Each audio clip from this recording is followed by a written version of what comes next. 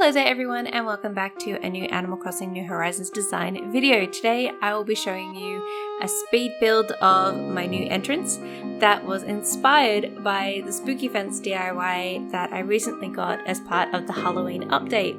I'm really excited to bring you this build. I think it's really elegant and beautiful, so I'm going to be transforming this area into something like this. I absolutely love this, and it's deceptively simple. So you're going to need these catalog items and these DIYs.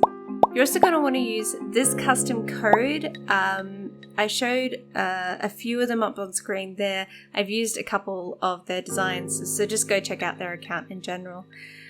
So first off, we're going to put down a path that is 2x6, so 2 across, 6 up, put down some custom codes, and then put in our spooky fence. From there, we're going to put in some dark dirt, and this is where our flowers are going to go. Skip a square, and then put a dark dirt square at the end. This is where we're going to put our hedge. So then we're going to put down some more custom codes, plant some lilies and some cosmos. I used black in this case. Put down our street lamps, put down our stone stools, and then put down our wedding candles. Now I made sure to put the longer candles facing inwards because we want to keep that eye going down the path, keep that straight line.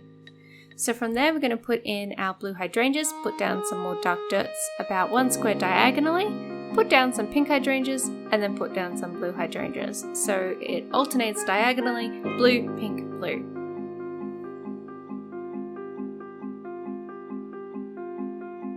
Okay, so from there we're going to put in our spooky fence. It's going to be about 5 wide.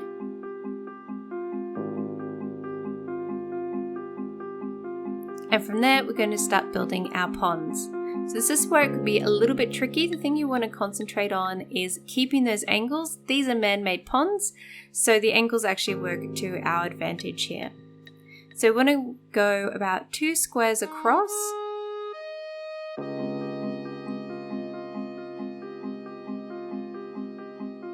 And then we're going to leave about a 2x2 square in the middle of the pond and put down some paving, which we're then going to round out to create a circle. And this is where our lamp is going to go. Now when you do this design, just when you're building your pond and you want to put the square in the middle, just leave yourself some space. As you'll see in a second, I did not do that and I had to rebuild or put in some extra water or extra spaces behind me so I could move the lamp around.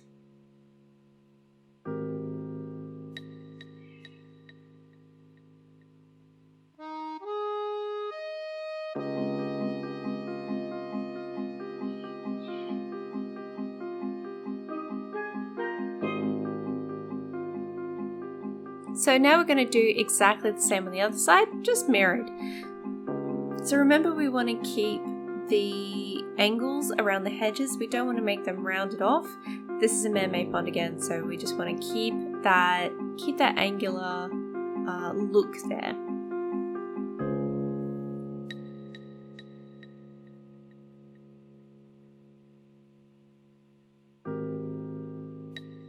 So again, we've got our square that's 2x2, rounding off all the corners to make a circle, and then putting in our tall lantern.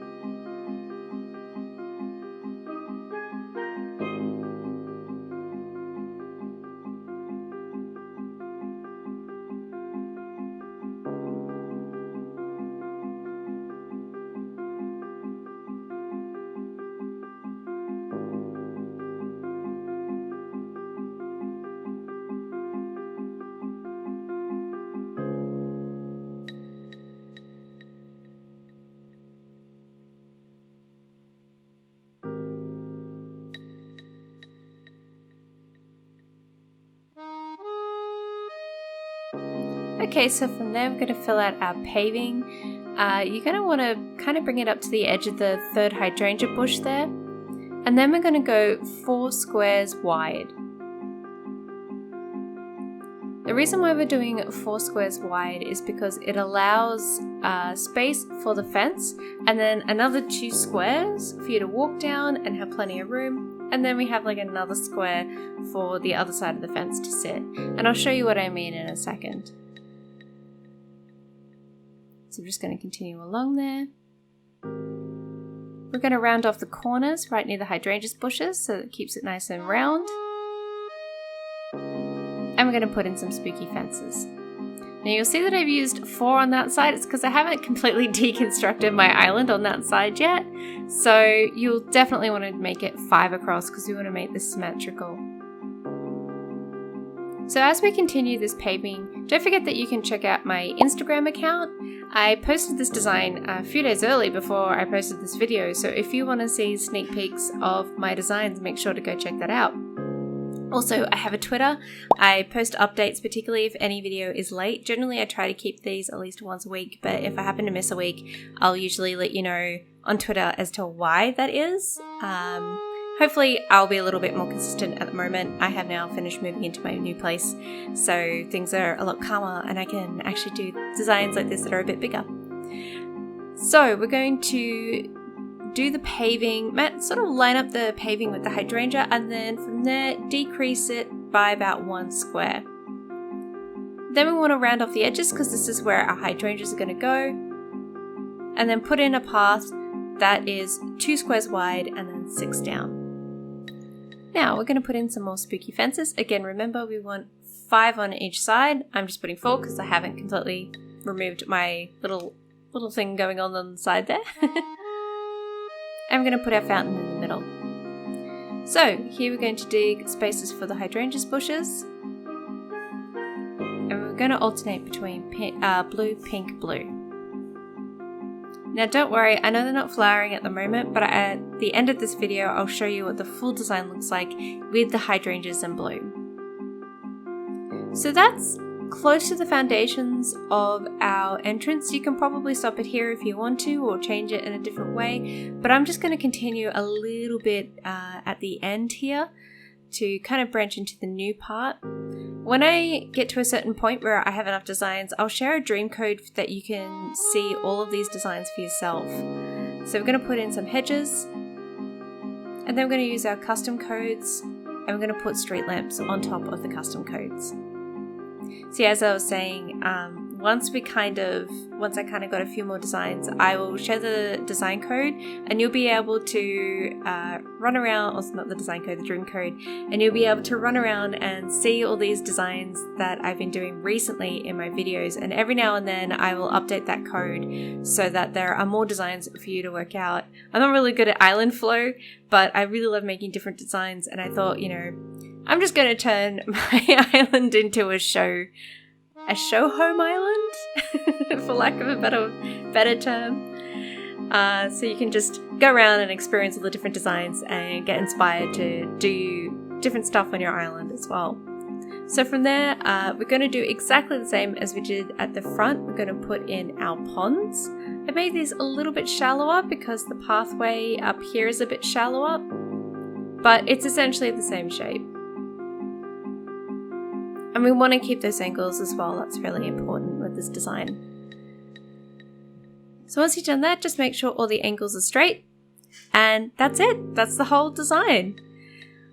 I really like this. This was actually a lot simpler than I thought it was going to be when I first put it together. It does take a little bit of work, but that's mainly because of the terraforming, and the most difficult part of this will probably be the ponds.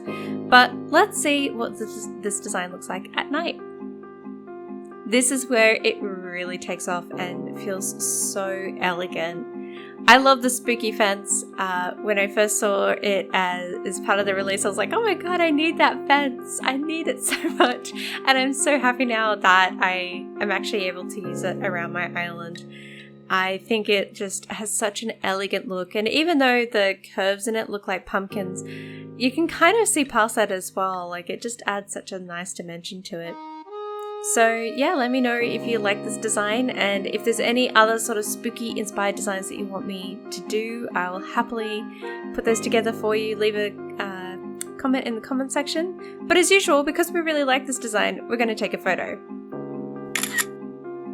Thank you so much for all the love that you've been giving these videos recently. I'm so happy. I got up to 300 subscribers somehow. I don't know how. You guys have been just so wonderful, and I just want to take a moment to say that I first started doing these videos as a bit of a a hobby because I was really enjoying Animal Crossing and sharing my designs, and seeing people just comment and be really nice and say, all the lovely things that you have been saying. It really means a lot to me. It has just kept me inspired to keep creating and pushing myself to really try different ideas and different combinations of things. So I want to say a big thank you to you all for supporting this channel, even though we're still very small. And just generally, thank you. But anyway, I'll stop being mushy, and I hope you all have a safe and healthy week, and I'll be thinking of you all, and I will see you in the next design video. Bye!